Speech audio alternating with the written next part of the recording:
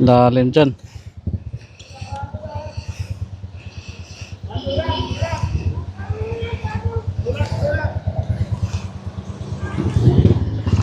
Dito tayo atras kasi pag dyan tayo sa north hanggang lalim dyan.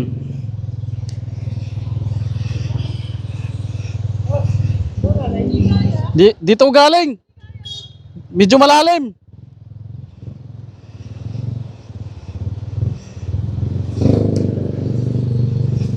Ako ba dito gusto lang ilog,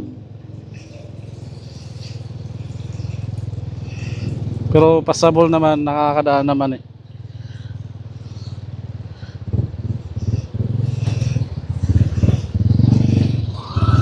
So dito tayo sa Malate Circle, Malate, Manila.